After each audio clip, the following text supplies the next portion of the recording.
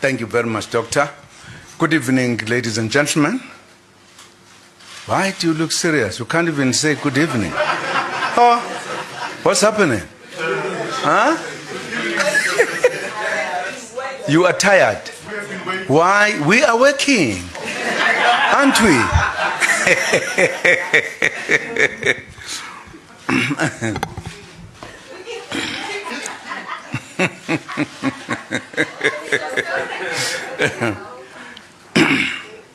Well, good evening, colleagues, members of the media present here, fellow South Africans. I address you after weeks of speculation about my future as President of the Republic of South Africa. In particular, I make reference to the much publicized and awaited decision of the African National Congress issued on the 13th February 2018.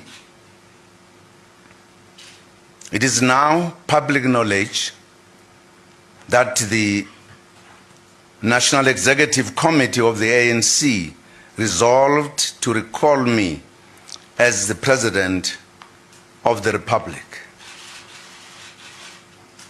I have also learned that before I respond to the initial decision, a new decision has been made by the ANC, whose effect is that I have now been compelled to resign by way of a motion of no confidence set down for tomorrow, 15 February 2018. The ANC is indeed the party of whose nomination, on whose nomination I became a candidate for the presidency of the Republic of South Africa after its victory of the national elections of 2014. It was on the ANC's nomination that I was later elected by the majority in the National Assembly as the President of the Republic. I am forever indebted to the ANC, the liberation movement. I've served almost all my life. I respect each member and leader of this glorious movement. I respect its gallant fight against centuries of white minority brutality, whose relics remain today and continue to be entrenched in all manner of sophisticated ways in order to ensure the continued survival of white privilege. I do take seriously and am grateful to the ANC that in the face of its revolutionary mission to ensure a better life for all and the creation of a non-racial, non-sexist and democratic South Africa, it deployed me at the pinnacle of its role in government. I was also elected in terms of Section 86 of the Constitution, and from that moment pledged my loyalty to the Constitution of the Republic of South Africa It has indeed been a great learning experience, a mammoth task,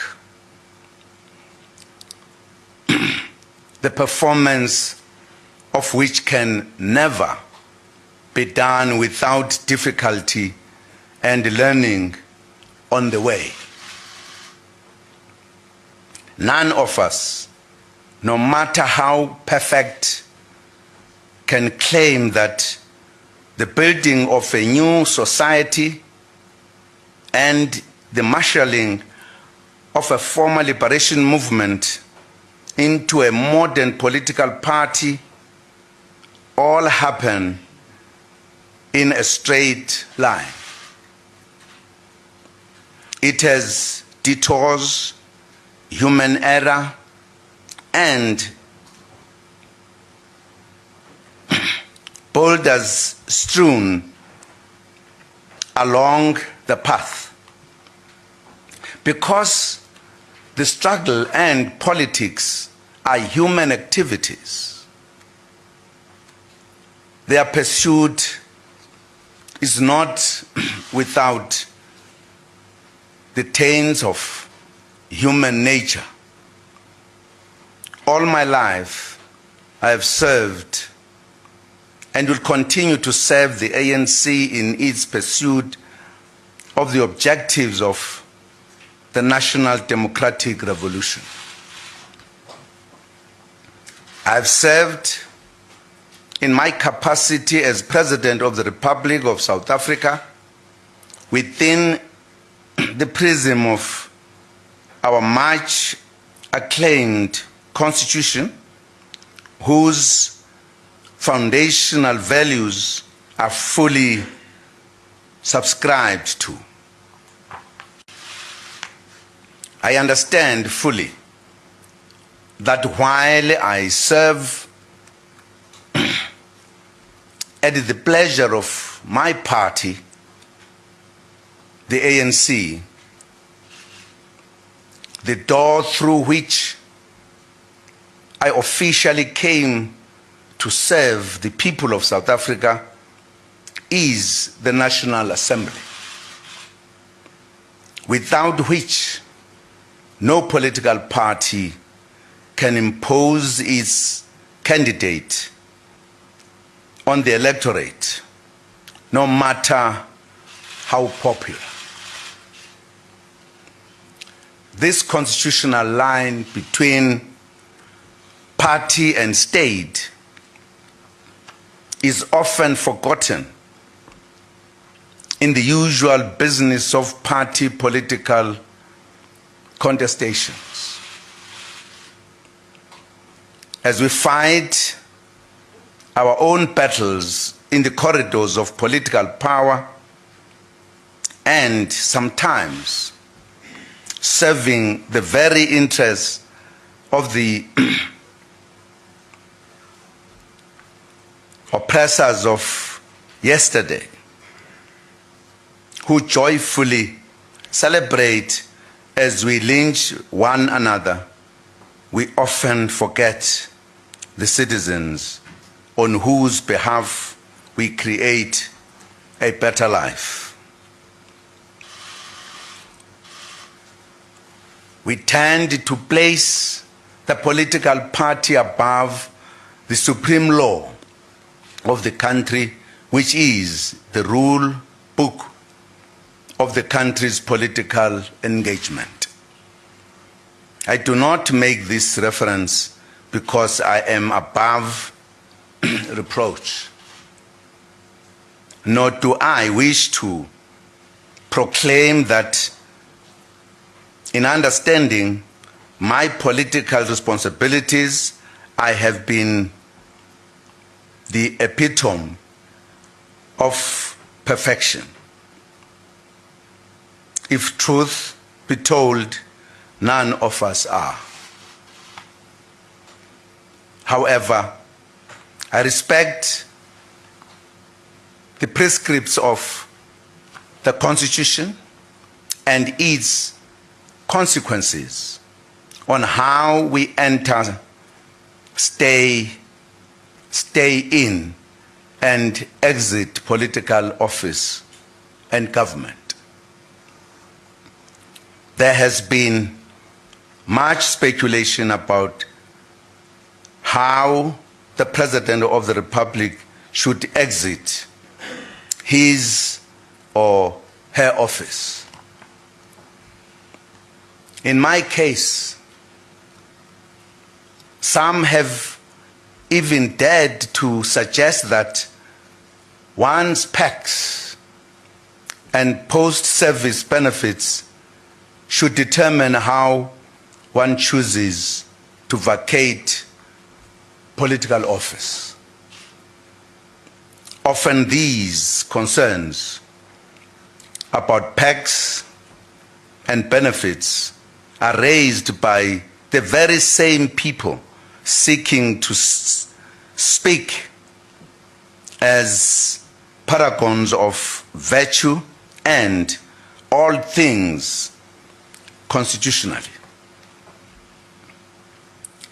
Some even suggest that the relevant constitutional provisions, Section 89 and 102, in terms of which the President should be removed from office, would constitute an embarrassment or humiliation. For that reason, various suggestions are made to help leaders avoid this constitutional route of vacating political office without PACs. If we avail ourselves to serve in terms of the Constitution, we should be prepared if indeed be and if those we serve deem it appropriate to suffer the hardship that comes with our constitutional obligations. Whether we lose our post-political office benefits should not determine how we act in the time of our departure. Nor did I agree to serve because there are no better cadres in the ANC and the country. Most importantly, I did not agree to serve in order to exit with PACs and benefits of the office of the President. It is my party that placed me before the representatives of the people in the National Assembly to be elected. It is my party that availed me to serve on the basis of the Constitution as the supreme law of the land. Make no mistake, no leader should stay beyond the time determined by the people they serve.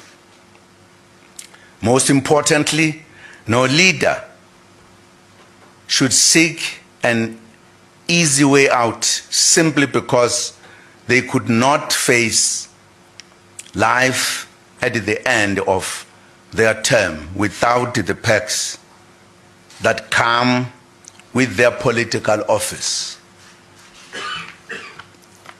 I do not fear exiting political office. However, I have only asked my party to articulate my transgressions,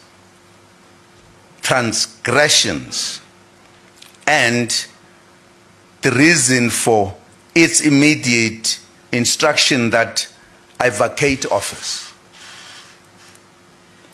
This was important in view of the discussions I held with the President of the ANC and the Secretary General of the party that were aimed at uniting our organization, the ANC.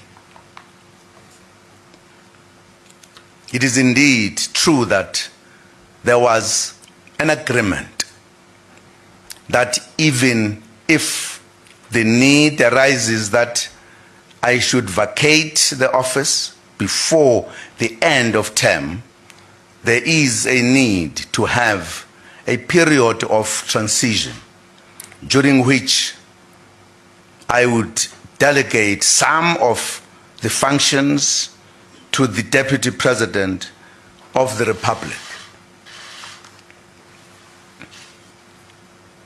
Of course, I must accept that if my party and my compatriots wish that I be removed from office, they must exercise that right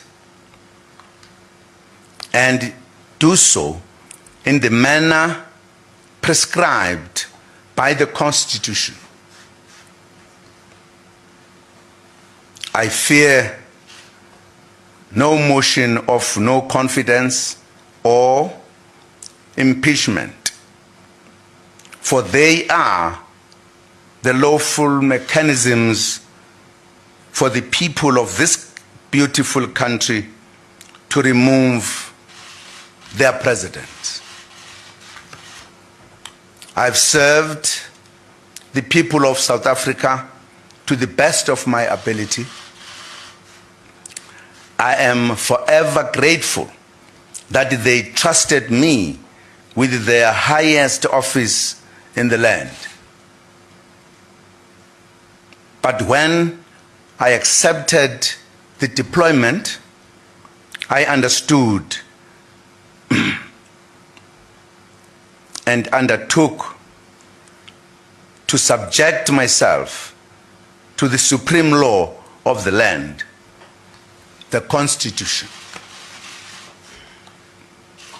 Ngithanda ukusho ukuthi kwizinkalo ngezinkalo lapho abantu bakithi bekhona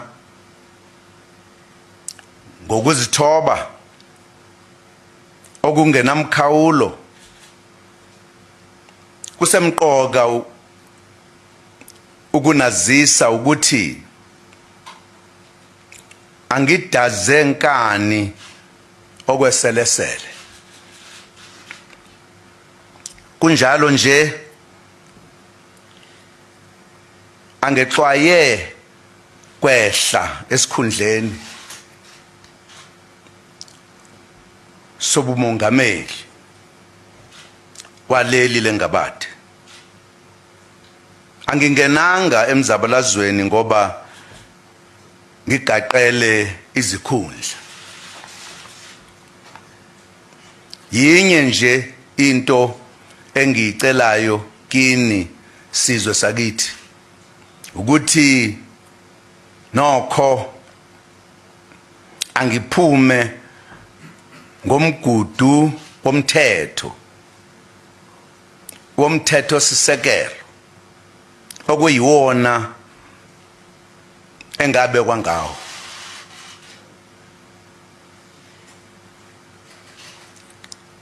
Angikwesabi ukulahlekelwa amalungelo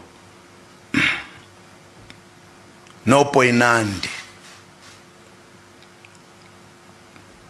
oza nesikhundla sobumongameli.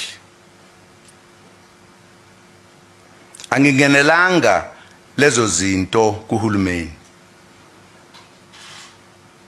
Kunjalo nje azithi shu lapha kimi.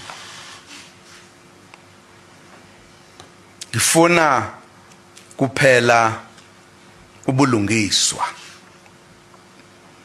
nokuhlonishwa komthetho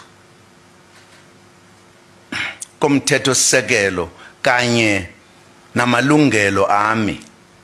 Uma kwenzeke njalo ngiyophuma ngokuzithoba nokuhlonipha.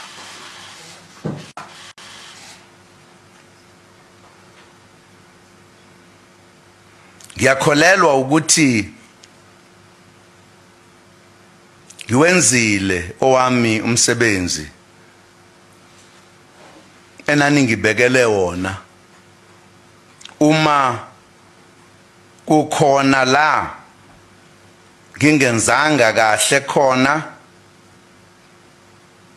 bakwethu akukho soga lingenasici. I also thank the citizens of South Africa for the privilege of serving as the President of the Republic since 2009.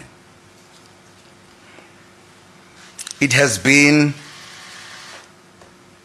an honor that I will cherish as long as I live. I wish to thank members of Cabinet, Deputy Ministers, and the whole of government, national, provincial, and local, for the positive spirit and cooperative manner in which we all worked. I also thank the other arms of state for the work we have accomplished. I thank all political parties who are in Parliament for their contributions in making our democracy strong. I thank all stakeholders, business, labor, religious leaders, traditional leaders, youth, women's groups, the education sector, and all others we have worked with over the years, united by the goal of moving South Africa forward. I thank the international community for the cooperation in the work we have been doing together.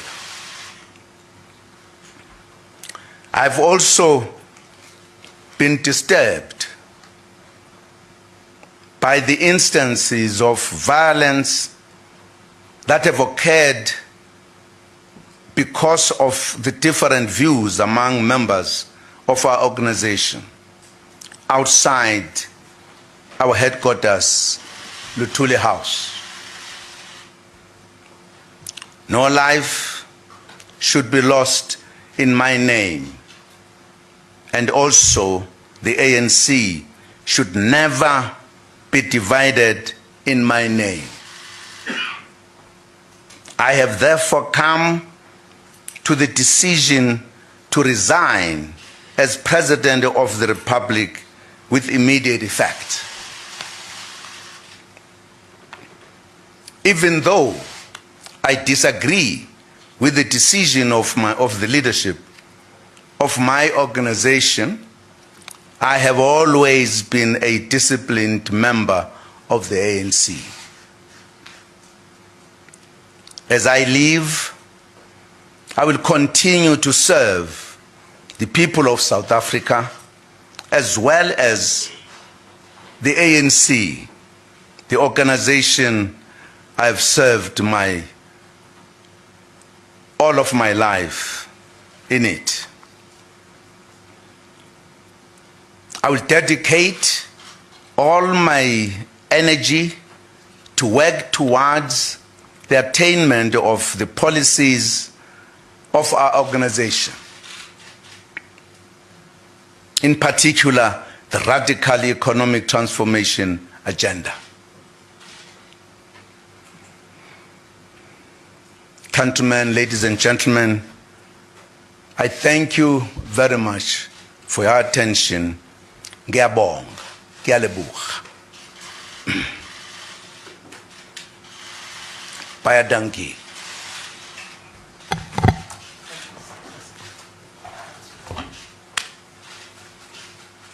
Thank you. We'll meet someone.